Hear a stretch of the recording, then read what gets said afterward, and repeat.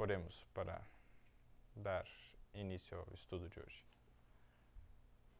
Senhor Deus e Pai, muito obrigado pela Tua bondade, pelo Teu amor, pela oportunidade de estarmos aqui reunidos para estudarmos a Tua Palavra. Pedimos que o Teu Santo Espírito agora nos dê o entendimento, nos faça compreender, seja o nosso professor, ensina-nos os símbolos e faça-nos entender as profecias e estar preparados para o tempo que estamos vivendo e o tempo que virá. Esteja com cada um, peço a Tua bênção e agradeço em nome de Jesus. Amém. Então, Apocalipse capítulo 21, nós estudamos até o versículo 8. E agora vamos estudar o versículo 9 em diante. Apocalipse 21. Nós lemos o seguinte, Apocalipse 21, verso 9. E veio a mim um dos 7 anjos que tinha as 7 taças cheias das últimas 7 pragas, e falou comigo, dizendo: Vem, mostrar-te-ei a esposa, a mulher do Cordeiro. E levou-me em espírito a um grande e alto monte, e mostrou-me a grande cidade, a santa Jerusalém, que de Deus descia do céu. Vejam que interessante. Ele é chamado para ver, o anjo, chama para mostrar a esposa, a mulher do Cordeiro. Nós já sabemos que mulher, em profecia, é um símbolo da igreja. Mas aqui há um símbolo novo, um símbolo diferente. Porque quando nós vemos aqui que ele fala, mostrar-te-ei a esposa, a mulher do Cordeiro, mostrar-te-ei a esposa, a mulher do Cordeiro, mostra a Santa Jerusalém. Uma cidade, e esse é algo interessante. Porque, apesar de a igreja ser o povo de Deus, a esposa, a cidade aqui também é colocada como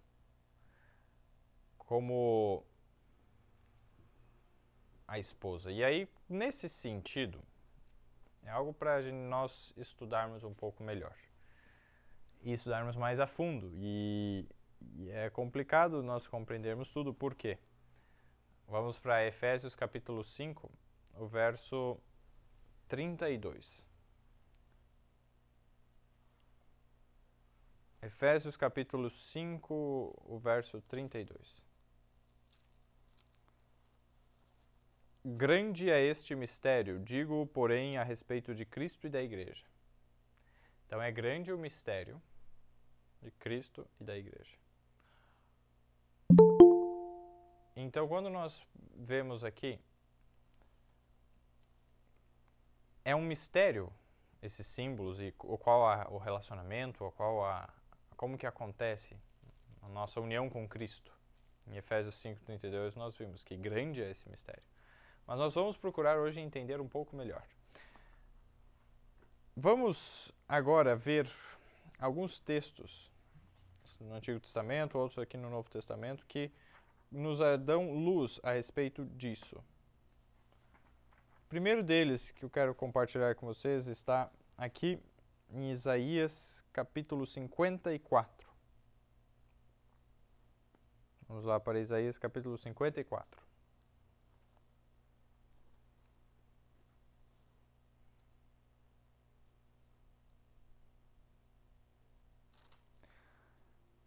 O progresso e a glória do povo de Deus.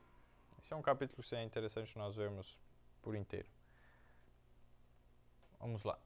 Canta alegremente, ó estéril, que não deste à luz. Rompe em cântico, exclama com alegria, tu que não tiveste dores de parto, porque mais são os filhos da mulher solitária do que os filhos da casada, diz o Senhor. Amplia o lugar da tua tenda e estendam-se as cortinas das tuas habitações. Não os impeças, alonga as tuas cordas e fixa bem as tuas estacas. 54:3. Porque transbordarás para a direita e para a esquerda, e a tua descendência possuirá os gentios e fará que sejam habitadas as cidades assoladas. Verso 4. Não temas, porque não serás envergonhada, e não te envergonhes, porque não serás humilhada. Antes te esquecerás da vergonha da tua mocidade, e não te lembrarás mais do opróbrio da tua viuvez. Agora é o verso 5. Porque o teu Criador é o teu marido, o Senhor dos exércitos é o seu nome, e o Santo de Israel é o teu Redentor, que é chamado o Deus de toda a terra. E aqui ele está falando exatamente, no caso dessa mulher, a tua descendência possuirá os gentios, o povo de Israel, como nação ele. E o verso 6, porque o Senhor te chamou como a mulher desamparada e triste de espírito, como a mulher da mocidade que fora desprezada, diz o teu Deus. Por um breve momento te deixei, mas com grandes misericórdias te recolherei. Com um pouco de ira escondi a minha face de ti por um momento, mas com a benignidade eterna me compadecerei de ti, diz o Senhor, o teu Redentor. Porque isso será para mim como as águas de Noé, pois jurei que as águas de Noé não passariam mais sobre a terra. Assim jurei e não me irarei mais contra ti, nem te repreenderei. Porque os montes se retirarão e os outeiros serão abalados, porém a minha benignidade não se apartará de ti, e a aliança da minha paz não mudará, diz o Senhor, que se compadece de ti. Tu, oprimida, arrojada com a tormenta e desconsolada, eis que eu assentarei as tuas pedras com todo o ornamento, e te fundarei sobre as safiras. E farei os teus vitrais de rubis e as tuas portas de carbúnculos e todos os teus termos de pedras aprazíveis. E todos os teus filhos serão ensinados do Senhor, e a paz de teus filhos será abundante.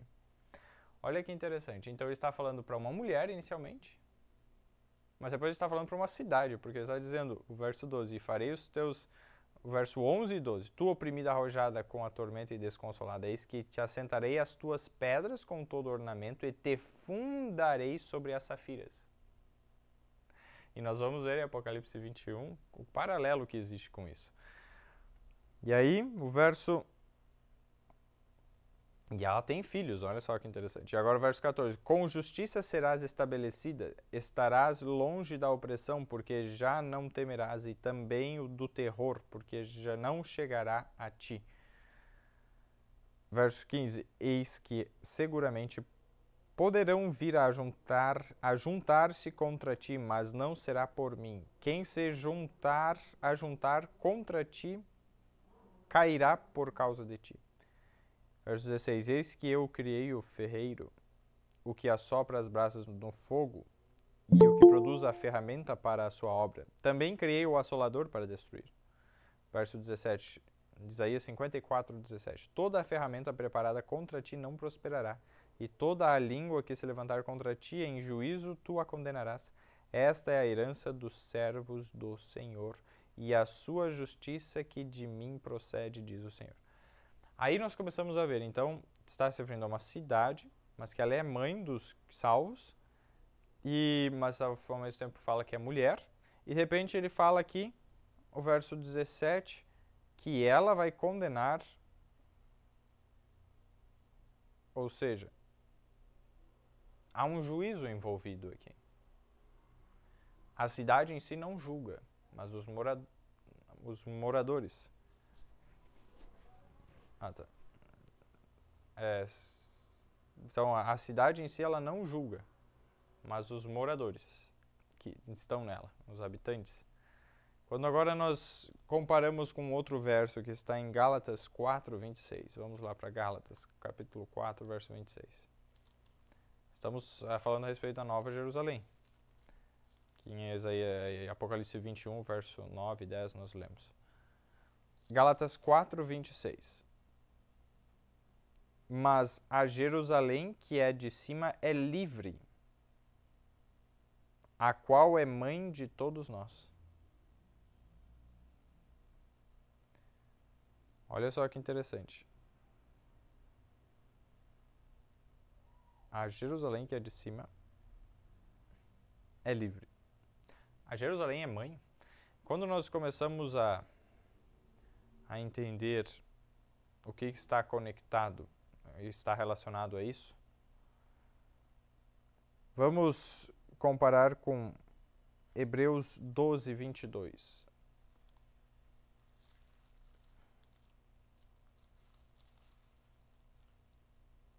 Hebreus capítulo 12, o verso 22.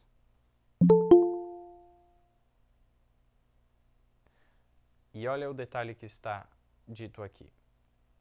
Hebreus 12, 22. Mas chegastes ao monte Sião, e à cidade do Deus vivo, à Jerusalém celestial, e aos muitos milhares de anjos.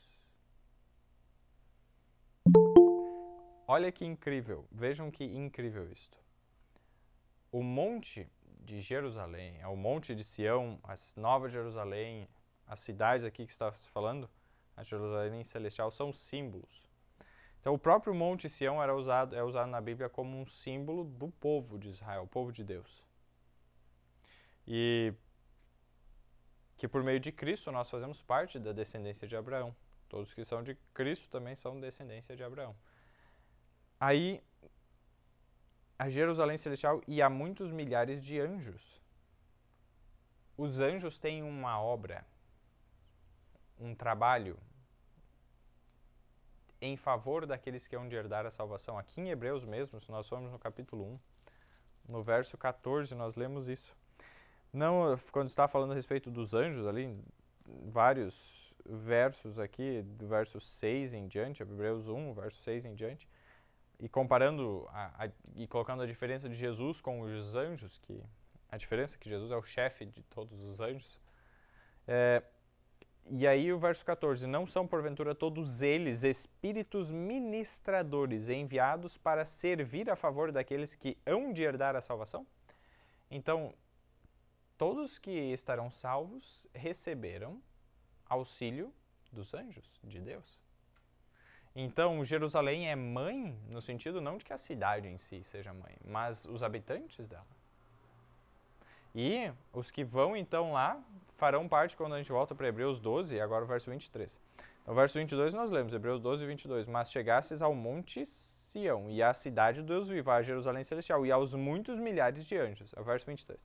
A universal assembleia e igreja dos primogênitos que estão inscritos nos céus, e a Deus, o juiz de todos, e aos espíritos dos justos aperfeiçoados. E o verso 24, que é o ponto central. E a Jesus, o mediador de uma nova aliança, e ao sangue da aspersão, que fala melhor do que o de Abel. Olha só que interessante isso. Então, está colocando paralelos. Quando se fala na cidade de Deus, no Monte Sião, na Jerusalém celestial, está falando também dos anjos, está falando dos salvos que estarão lá, está falando de Deus, o juiz, está falando de Jesus. E quando a gente entende isso, a gente volta para Apocalipse, capítulo 21, o verso 9. E aqui fala, e vem mostrar-te-ei a esposa, a mulher do cordeiro, no final do verso. E o verso 10. E levou-me em espírito a um grande e alto monte, e mostrou-me a grande cidade, a santa Jerusalém, que de Deus descia do céu. Então, a Nova Jerusalém é exatamente o conjunto de todas essas coisas. Não é a cidade em si, os muros, o ouro, as pedras preciosas. E é isso que nós vamos ver aí em seguida, como é que é a cidade. E o verso 11, e tinha a glória de Deus, e a sua luz era semelhante a uma pedra preciosíssima, como pedra de jaspe, e como o cristal resplandecente. Verso 12, e tinha um grande e alto muro, com 12 portas, e nas portas 12 anjos, e nomes escritos sobre elas, que são os nomes das 12 tribos dos filhos de Israel. Olha que interessante, o nome das tribos está nas portas. E é o verso 14, e o muro da cidade tinha 12 fundamentos, e neles os nomes dos 12 apóstolos do Cordeiro. Muitas vezes eu fiquei pensando assim, não deveria ser o contrário, nos fundamentos as tribos de Israel, e nas portas os 12 apóstolos, o contrário, mas não. Por quê? Quem é a pedra? Quem é a rocha sobre a qual é construído todo o edifício da igreja, da casa de Deus? Quando nós vamos para o livro de Atos,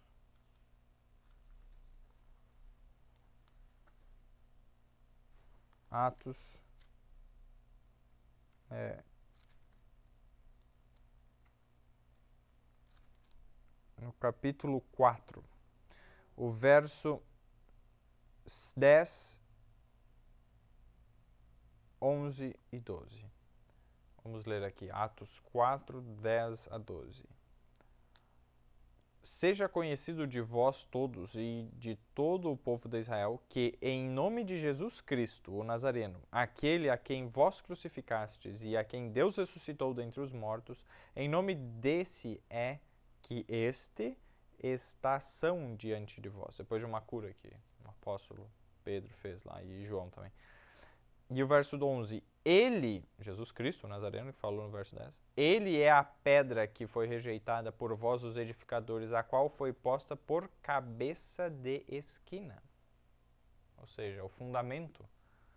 Verso 12, em nenhum outro há salvação, porque também debaixo do céu nenhum outro nome há dado entre os homens pelo qual devamos ser salvos. Vejam só que interessante isso.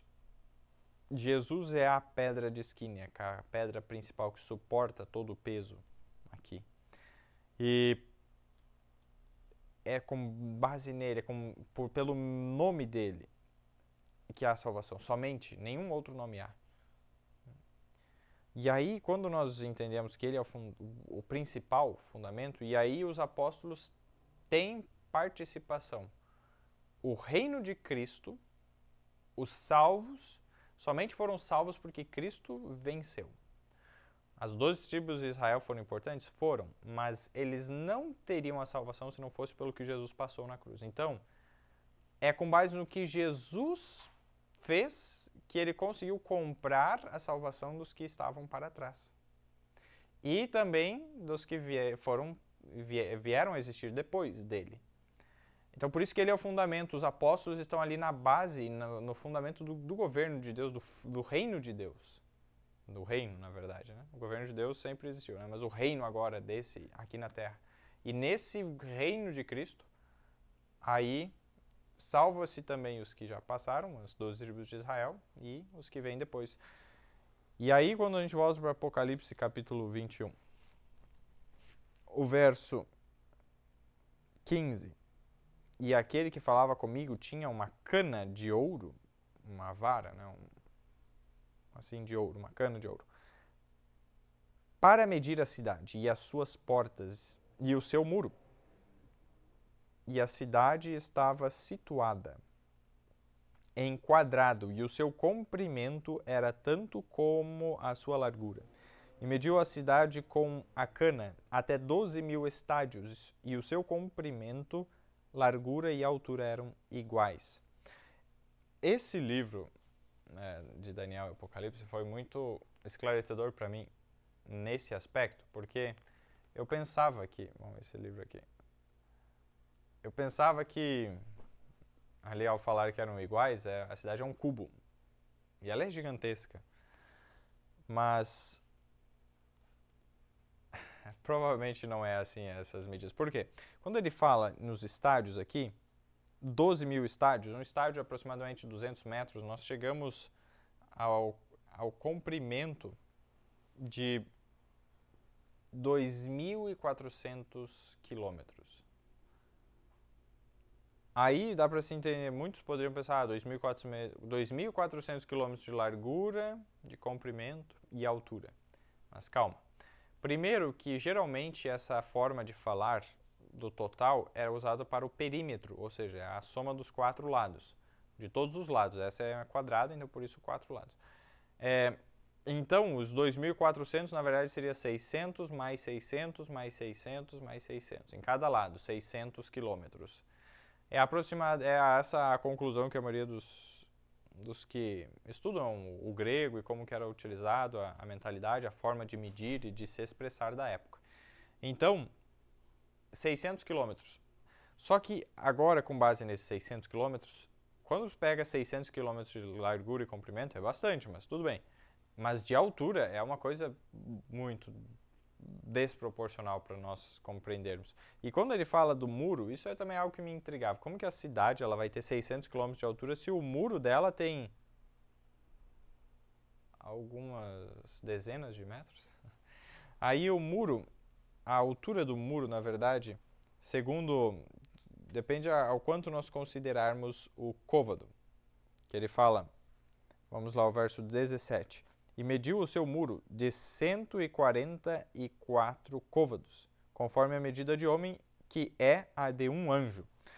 Quando nós consideramos o côvado com base a uns 50 e poucos centímetros, dependendo o local, dependendo também a referência que se usa, nós chegamos a uma altura, deixa eu ver, de 80 metros de altura. 80 metros para uma muralha, bom, é bastante, mas é algo considerável, sim. Daria o quê? Um prédio de 20 e poucos andares. É alto, mas... E aí, dependendo da altura, que alguns chegam a 65 metros, dependendo do côvado. Mas eles usam uma medida de côvado da época lá, que seriam 55 centímetros ou 45 centímetros cada côvado. E o número 144 é interessante, porque são os 144 mil que são salvos. Apocalipse capítulo 14 comenta. E Apocalipse capítulo 7 também comenta a respeito dos 144 mil. E fala também que 12 mil, na verdade, de cada tribo. E fala das 12 tribos de Israel. E cada um delas selado. E é interessante esse aspecto. E quando nós vamos, voltando aqui para Apocalipse capítulo 21, só uma questão que ele coloca aqui. Conforme a medida de homem que é a de um anjo. Digamos que esse côvado que ele está usando não é o côvado comum da época, mas provavelmente é um côvado maior. Por quê? Adão, ele tinha mais do que o dobro que a nossa altura, e ele era um pouco menor que os anjos. Mas quando os salvos forem levados para o céu, eles serão como os anjos, não se casam nem se dão em casamento, Jesus disse. Então, se serão como os anjos, nessa área, inclusive, provavelmente também serão na estatura, teremos a mesma altura dos anjos, então seremos mais altos do que era Adão. E aí, quando chega nesse sentido, e está falando que é a de um anjo, provavelmente esse côvado seja o dobro ou um pouco mais que o dobro do que essa medida que é geralmente utilizada. Então, em vez de 80 metros de altura, esse muro, talvez seja 160, 180, 200 metros de altura, considerando esse detalhe. Então, só compartilhando. Mas é algo que eu não sou especialista, não posso afirmar, mas que o texto dá mais indícios nesse respeito, a ser um muro de uns 200 metros, digamos, de altura, do que a outra interpretação. Só depois, quem tiver pergunta, daí deixo para o final. Aí a gente só terminando de gravar. Aí, assim, com relação a essa diferença de altura, do muro, 200 metros, tudo bem, algo aceitável, viável. De repente, a altura da cidade, 600 quilômetros. Fica muito desproporcional e não faz sentido por que dizer ali um muro. Talvez deveria dizer o muro tem 600 quilômetros, tem lá, mas não. Aí a explicação desse livro é que a palavra ali é usada do grego para igual, a sua altura são iguais, ela é o isos, que ela pode representar a ideia de proporção. Então, no sentido, a altura será proporcional ao comprimento e à largura. Não que seja exatamente igual. E também ajuda a entender por que no texto ele fala, que, na primeira parte, o verso 16, que o seu comprimento era tanto como a sua largura. Ponto. Então, essa é a medida. E ele fala lá 12 mil estádios. E aí depois o seu comprimento, a altura o seu comprimento, largura e altura eram iguais. essa palavra iguais pode ser traduzida como proporcionais. Aí faz mais sentido. Eu sempre imaginava uma cidade cúbica, assim, e ficava tentando, como é que é isso? Não, provavelmente não é esse o sentido do texto no original, mas o sentido de proporcional. Então vai ser proporcional, e aí faz mais sentido. E continuando agora no verso 18, Apocalipse 21, 18. E a construção do seu muro era de jaspe, e a cidade de ouro puro, semelhante a vidro puro. E é interessante isso, não é? Não que é um ouro transparente, mas depois a gente pode comentar ali. Verso 19. E os fundamentos do muro da cidade estavam adornados de toda a pedra preciosa. Lembra lá Isaías 54? Os fundamentos com jaspe e pedras preciosas? Agora veja só, o primeiro fundamento era jaspe, o segundo, safira, o terceiro, calcedônia, o quarto, esmeralda, o quinto, sardônica, o sexto, sárdio, o sétimo, crisólito, o oitavo, berilo, o nono, topázio, o décimo, crisópraso, o undécimo, jacinto, o duodécimo, ametista, duodécimo e 12º. Então olha as pedras preciosas que tem nos fundamentos. E é interessante que muitas dessas pedras elas são translúcidas, a luz passa por elas. Não todas, né, as que nós temos aqui na Terra, assim, os exemplares destas. E as cores delas variam de azul, verde, laranja, vermelho, amarelo. Então, e pela ordem e na sequência que ele coloca, cria uma ideia de arco-íris, as cores. E é interessante isso. E aí, o verso 21, e as 12 portas eram 12 pérolas, cada uma das portas era uma pérola, e a praça da cidade de ouro puro, como vidro transparente. Agora, sim, quando nós vamos colocando a respeito dessas características, e aí as portas como pérolas, a pérola ela surge, não sei se todos sabem como é, mas quando uma ostra, ela está lá fechadinha no mar, acaba vindo algum agente agressor, um grãozinho de areia, e a ostra, o que está dentro dela o animal em si, ele é bem, assim, gosmento, assim, como um molusco, assim, bem, e qualquer coisinha ali machuca, então ela, para proteger-se contra uma agressão, um grãozinho de areia, alguma coisa, ela começa a produzir um material ao redor desse agente agressor e vai produzindo ao longo do tempo, lentamente. E essa é a pérola, que é resultado de algo que estava causando dor e sofrimento para a ostra, e ela produz algo ao redor para se proteger daquilo, e é algo muito bonito. Então, como resultado do sofrimento, das tribulações que eles passaram, tem ali uma pérola simbolizando o grande resultado, o tremendo valor que resultou também das tribulações, das dificuldades, do sofrimento que muitos passaram, que todos, né, já passaram e vão passar. E aí, Deus ele pode criar, não que tenha que ser uma ostra para fazer, Deus pode pegar assim o material e criar, e não está limitado. Então ele faz assim uma porta de pérola. Uma não, 12. E aí, a parte do ouro, como vidro transparente, não que seja um ouro transparente, não, mas provavelmente a ideia é que ele está dizendo que é um ouro tão polido que você olha como se fosse transparente. É um espelho perfeito que reflete assim o que está... Então você olha, por exemplo, para os palácios da Nova Jerusalém e no chão ele reluz assim, ele fica como se fosse um espelho e cria uma imagem assim perfeita, muito, talvez com um tom mais amarelado também, mas imagina caminhar nessas ruas, nessa praça, e você olha para o chão e você enxerga o céu. É como se você estivesse caminhando sobre um local assim no ar, você está caindo, né, mas não está caindo. Então imagina a cena, imagina a glória dessa cena e a experiência de caminhar nessas ruas. Então é incrível a visão que Deus nos dá dessa cidade. E agora o verso 22. E nela não vi templo, porque o seu templo é o Senhor Deus Todo-Poderoso e o Cordeiro. Então, Deus é o templo. E o verso 23. E a cidade não necessita de sol, nem de lua, para que nela resplandeçam, porque a glória de Deus a tem iluminado, e o Cordeiro é a sua lâmpada. Então agora, o que é interessante? Não que a cidade em si não vai ter assim um templo.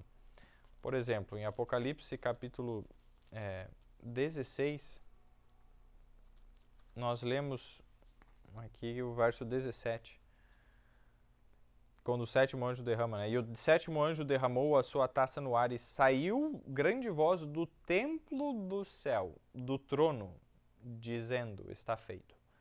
Então, se a estrutura do templo que existe no céu ela é diferente do que nós imaginamos, por isso que João não vê um templo, ou se existe, porque ele falou que saiu do templo do céu.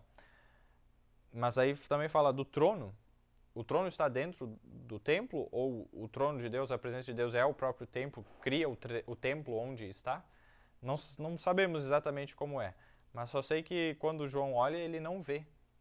E pode até ser que tenha uma estrutura de templo, que Deus estava lá dentro, e depois aquele templo vai deixar de ter utilidade quando terminar o processo daí de expiação, de purificação, e aí, do santuário celestial. E aí aquele templo terá outra utilidade, não vai estar ali, como por exemplo a luz do sol, que a gente vê no verso seguinte. Ela não necessita de sol, nem de lua. Então, muitas vezes a gente cai na conclusão de que, então não vai ter sol nem lua. Não é isso. Na verdade, ela não necessita para a luz. E olha só o que diz, a cidade. E a cidade não ocupa a terra inteira. E o ciclo de dia e noite vai continuar, porque em Isaías capítulo 66, quando nós vamos lá, Isaías capítulo 66, o verso 23. Vamos lá para Isaías 66, 23. Nós lemos o seguinte: E será que desde uma lua nova até a outra, e desde um sábado até ao outro, virá toda a carne a adorar perante mim, diz o Senhor. Isso na nova terra, o verso 22 fala exatamente isso, nos novos céus e na nova terra, que hei de fazer. Ou seja, vai ter dias da semana, vai ter o sábado, vai ter a lua. Bom, se vai ter lua nova, tem que ter lua. E aí, como se explica aquilo? O próprio Isaías, no próprio livro de Isaías, no capítulo 30 e o verso 26. Capítulo 30, o verso 26. Isaías 30, 26. Nós lemos o seguinte. Deixa eu só achar aqui. E a luz da lua será como a luz do sol, e a luz do sol 7 vezes maior, como a luz de 7 dias, no dia em que o Senhor ligar a quebradura do seu povo e curar a chaga da sua ferida. Então, ou seja, quando Deus resolver o problema do pecado, da maldade, todo o sofrimento, tudo, aí a lua será como a luz do sol. E a luz do sol 7 vezes maior. Então haverá uma diferença entre o dia e da noite, mas a diferença vai ser assim, noite com claridade, dia com muita claridade. E comparando a essa intensidade da luz do sol e da lua, a cidade de Deus tem muito mais. Por quê? Porque o cordeiro é a sua lâmpada, então a glória e a luz de Cristo é maior ainda do que a luz do sol, que já é 7 vezes maior do que o que nós temos hoje. E mesmo assim não vai deixar as pessoas ofuscadas com aquela... Essa é a perfeição da luz de Deus. Então a cidade não necessita de sol. Então dá a entender também que a terra em si necessita, vai ter sol, mas a cidade, que ocupa um espaço não muito grande em comparação com toda a terra, vai ter essas características. E o verso 24, Apocalipse 21, 24. E as nações dos salvos andarão à sua luz, e os reis da terra trarão para ela a sua glória e honra. Verso 25. E as suas portas não se fecharão de dia, porque ali não haverá noite. Exatamente, na cidade. E a ela trarão a glória e honra das nações. Verso 27. E não entrará nela coisa alguma que contamine, e cometa abominação e mentira. Nada. Não vai ter mentira lá. Mas só os que estão inscritos no livro da vida do Cordeiro. Então, esse é o chamado de Deus para nós.